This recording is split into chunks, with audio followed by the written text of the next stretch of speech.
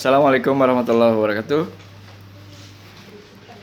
Kitab Musaddiq Fatri, Kitab Musaddiq bagian 3.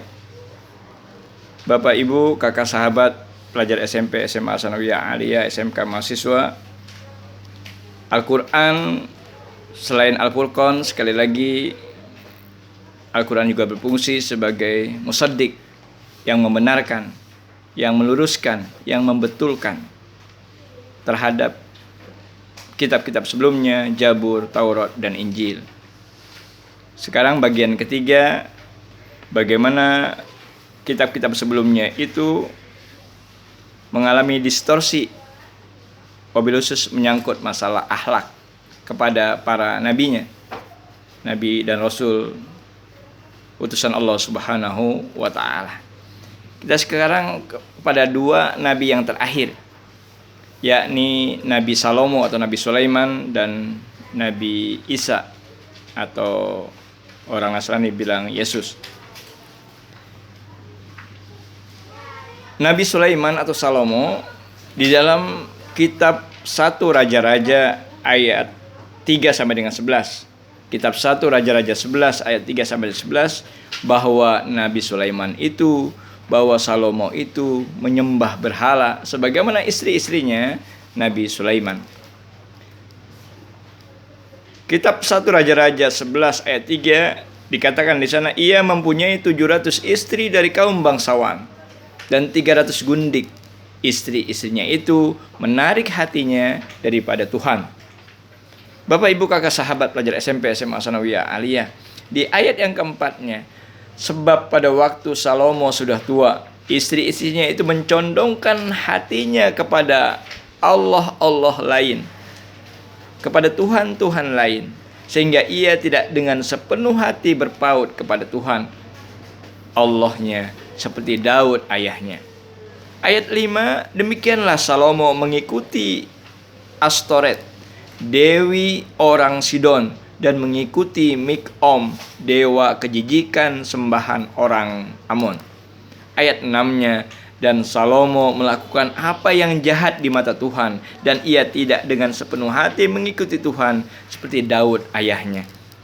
Ayat 7, Bapak Ibu kakak sahabat pelajar SMP, SMA, Sanawiyah, Aliyah, pada waktu itu Salomo mendirikan bukit pengorbanan bagi Kamos, dewa kejijikan sembahan orang Moab, di gunung di sebelah timur Yerusalem, dan bagi Molih, dewa kejijikan sembahan Bani Amon.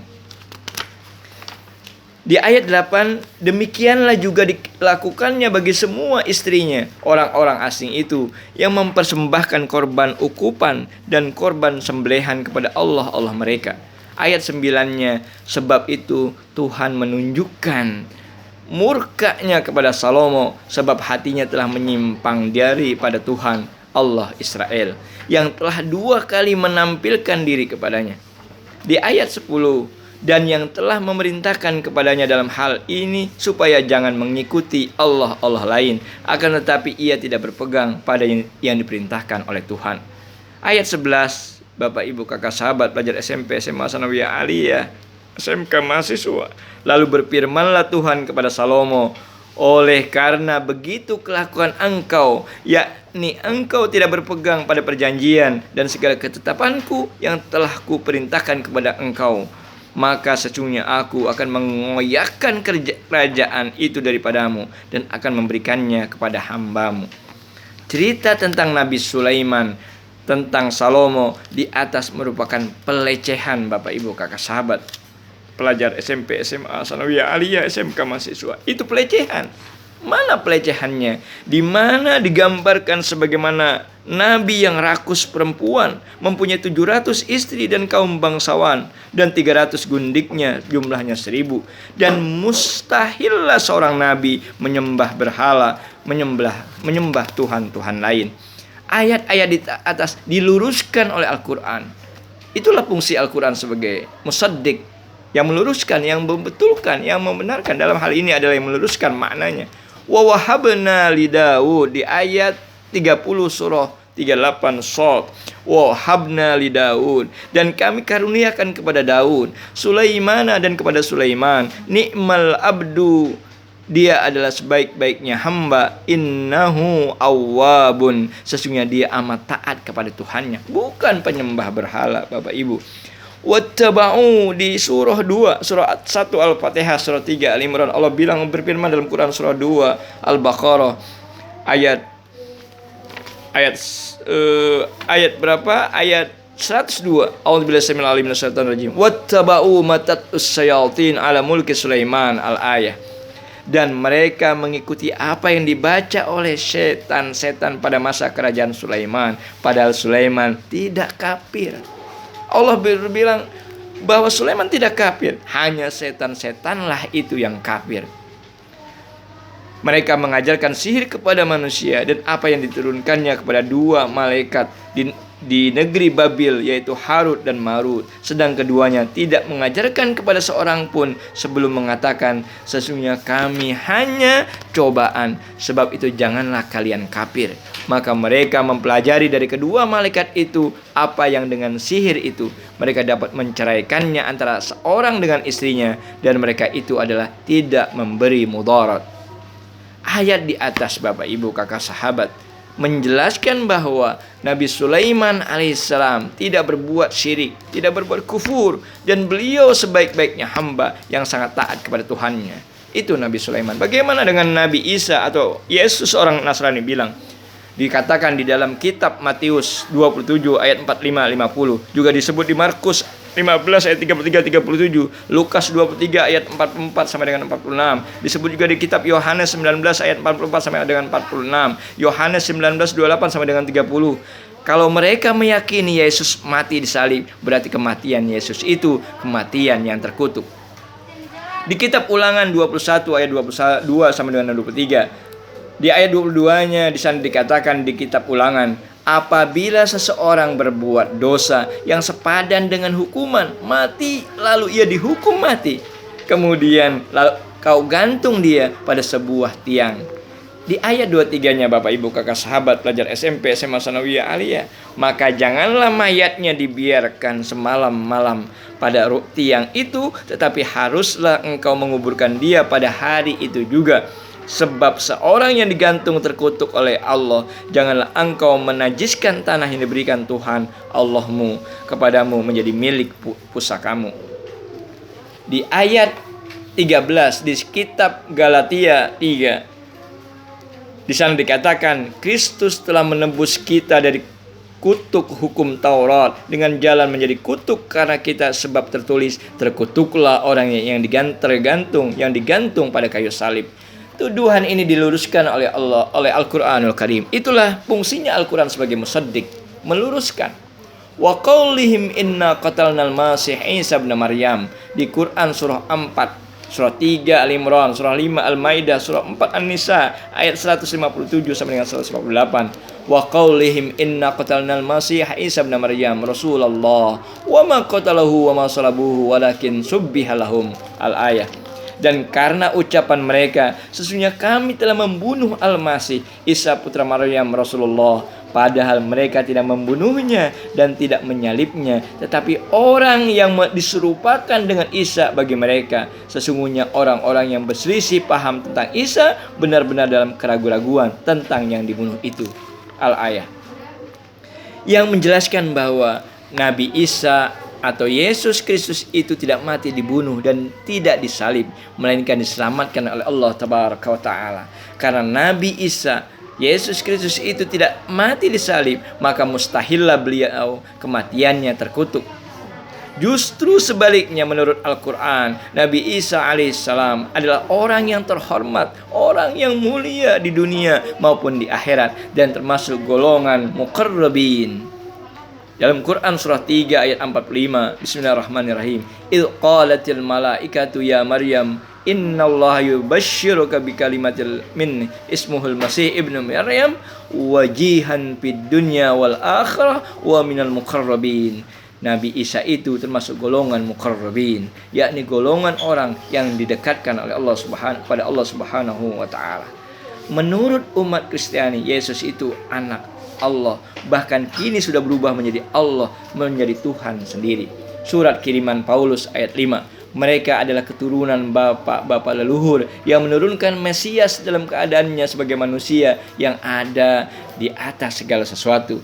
Ia adalah Allah yang harus dipuji sampai selama-lamanya. Amin. Di Roma 9 ayat 5. Di ayat 9-nya, sebab jika kamu mengaku dengan mulutmu bahwa Yesus adalah Tuhan dan percaya dalam hatimu bahwa Allah telah membangkitkan Dia dari antara orang mati, maka kamu akan diselamatkan. Kemudian di ayat 9-nya di Roma 14, sebab untuk itulah Kristus telah mati dan hidup kembali supaya Ia menjadi Tuhan baik atas orang-orang mati maupun orang-orang hidup. Allah yang membangkitkan Tuhan akan membangkitkan kita juga oleh kuasanya. Ada di Korintus 6 ayat 14. Ayat-ayat tersebut di atas dibantahkan hadirin, Bapak Ibu, kakak, sahabat, pelajar SMP, SMA, SMK, mahasiswa. Itu diluruskan oleh Al-Quran. Yesus itu, Isa itu sendiri maupun oleh Al-Quran sebagai berikut. Di dalam kitab Bible, sabda Nabi Isa alaihissalam, Yesus Kristus. Di Bible, di kitab 12 ayat 29, jawab Yesus, hukum yang terutama ialah, dengarlah hai orang-orang Israel, Tuhan Allah kita adalah Tuhan itu Esa. Jadi di kitab yang sama, di kitab Injil yang sama dikatakan di sana bahwa Tuhan Allah kita adalah Tuhan itu Esa, ketuhanan yang Maha Esa. Di ayat yang 30-nya di kitab 12, kasihilah Tuhan Allahmu dengan segenap hatimu, dengan segenap jiwamu, dan dengan segenap akal budimu, dan dengan segenap kekuatanmu. Di ayat 31-nya, dan hukum yang kedua ialah kasihilah sesamamu. Kasihilah sesamamu, manusia seperti dirimu sendiri. Tidak ada hukum lain yang lebih utama daripada kedua hukum itu. Lalu kemudian di ayat 32-nya, Injil karangan Markus 12, ayat 29 juga 32. Lalu kata ahli Taurat kepada Yesus, tepat sekali guru, benar kata-katamu itu, bahwa Dia Esa, Allah itu Esa, dan bahwa tidak yang lain kecuali Dia. Maka di Injil karangan Matius ayat 10, maka berkatalah Yesus kepadanya, enyahlah iblis, sebab ada tertulis, engkau harus menyembah Tuhan Allahmu dan hanya kepada Dia sajalah engkau berbakti. Di Lukas 6 ayat 12, pada waktu itu pergilah Yesus ke bukit untuk berdoa, dan semalam-malaman Dia berdoa kepada Allah. Sebab itu di kitab Taurat Ulangan 4:39, ketahuilah pada hari ini dan camkanlah bahwa Tuhanlah Allah yang di langit di atas dan di bumi di bawah, tidak ada yang lain. Jadi menurut Al-Quran, wabil khusus di surah 5 Al-Maidah ayat 72, Allah berfirman, a'udzubillahi samil alim minasyaitonir rajim, laqad kafara alladziina qalu innallaha huwal masiih ibnu maryam wa qala masiihu ya bani israil u'budullaha rabbi wa rabbakum. Al-ayah. Sesungguhnya telah kafirlah orang yang berkata, sesungguhnya Allah ialah Al-Masih putra Maryam. Padahal Al-Masih sendiri berkata, Al-Masih sendiri bilang, Nabi Isa sendiri bilang, hai Bani Israel, sembahlah Allah Tuhanku dan Tuhanmu. Sesungguhnya orang yang mempersekutukan Allah, maka pasti Allah mengharamkan kepadanya surga dan tempatnya ialah neraka. Tidaklah ada bagi orang yang zalim itu seorang penolong pun. Bapak, Ibu, kakak, sahabat, pelajar SMP, SMA, Sanawiyah, Aliyah, SMK, mahasiswa, di ujung sebelum saya beri tutup dengan salam, Allah berfirman dalam Quran surah 43 Az-Zuhruf ayat 64, innallaha, sesungguhnya Allah tabaraka wa ta'ala, huwa, ia dialah Allah, Rabbi, Allah itu Tuhanku, wa rabbukum, dan Tuhan kalian. Karena itu Pak Buduhu, maka sembahlah Dia Allah. Hadza siratum mustaqim. Ini adalah jalan yang lurus. Bapak, Ibu, kakak, sahabat, pelajar SMP, SMA, Sanawiyah, Aliyah, SMK, mahasiswa, demikianlah bahwa fungsi Al-Quran selain Al-Furqan adalah musaddiq, membenarkan dalam pengertian yang pertama, membetulkan pengertian yang kedua, dan meluruskan di pengertian yang ketiga. Wabil khusus ada meluruskan pendapat atau kata-kata atau isi ayat-ayat yang dalam kitab Zabur, Taurat, dan Injil, yang dia dalam segi akhlak dia menjelekkan para nabinya, dia melecehkan para nabinya, menghinakan para nabinya. Tapi di Al-Quran, nabi-nabi yang disebut tadi, dari mulai Nabi Nuh, Nabi Daud, Nabi Harun, Nabi Lut, Nabi Sulaiman, Nabi Isa, semuanya dimuliakan oleh Allah Subhanahu wa Ta'ala. Bahkan disebut juga, dibantah perkataan kekeliruan mereka di kitab yang sama, di ayat nggak jauh dari ayat-ayat yang berikutnya. Yang benar dari Allah dan Rasulnya, yang dari saya pribadi. Wallahul muwaffiq ila aqwamit thoriq. Wassalamualaikum warahmatullahi wabarakatuh.